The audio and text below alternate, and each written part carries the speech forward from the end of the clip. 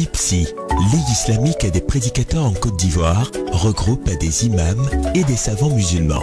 C'est une organisation dont la voix porte et compte au sein de la communauté musulmane de Côte d'Ivoire. Le 10 mars dernier, Nestlé Côte d'Ivoire a ouvert les portes de la fabrique des produits de la marque Magie à une délégation de cette importante organisation religieuse. Comme il est de coutume, cette visite a débuté par une phase de prise de contact avec les responsables de la marque qui a permis aux membres de la LIPSI de faire connaissance avec l'usine. Cette séance a été aussi marquée par des questions-réponses qui ont porté sur les composants nutritionnels des produits Magie. Ces échanges ont permis à cette délégation de leaders d'opinion de lever tous les préjugés sur les bouillons Magie. Tout ça, ce sont des normes internationales. Et ces normes internationales, nous prenons des sociétés extérieures. Ici, vous voyez SGS. Ici, vous voyez the Islamic Food and Nutrition Council of America. Magie, c'est aussi des engagements qui garantissent le bien-être nutritionnel des consommateurs.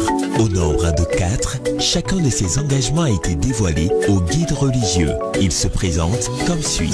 L'amélioration du profil nutritionnel de nos produits, la fortification de nos bouillons et la réduction du taux de sel, l'augmentation de l'approvisionnement local et le développement des économies locales, la promotion d'une cuisine, d'une alimentation et d'un mode de vie sain.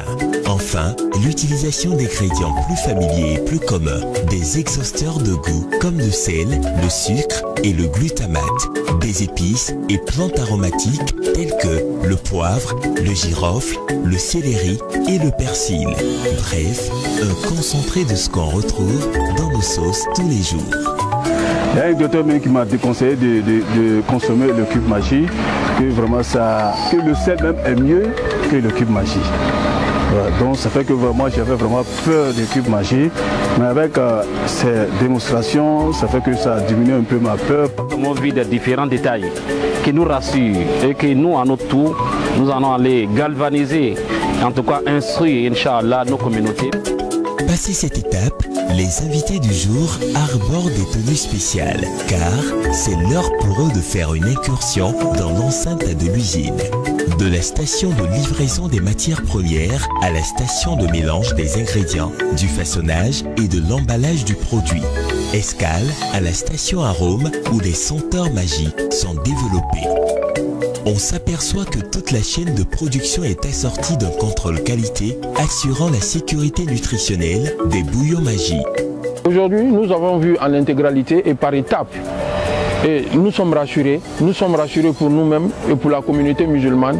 Et nous-mêmes, nous avons constaté sur place que tout est halal. Alors donc, nous sommes heureux de savoir que ce que nous consommons avec Magie est quelque chose de licite.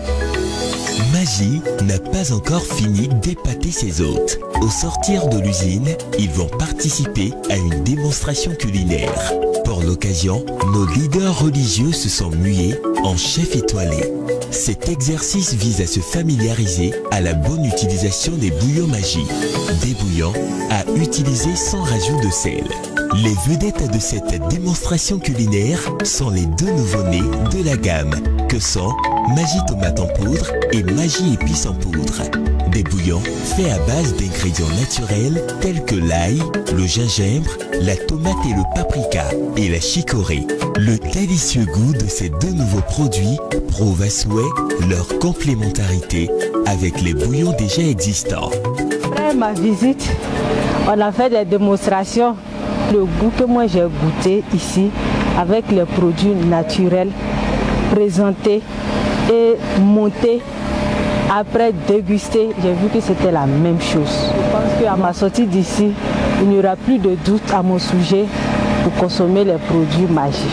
Les imams de la LIPSI ne pouvaient que repartir satisfaits, car Magie est et demeure simplement bon.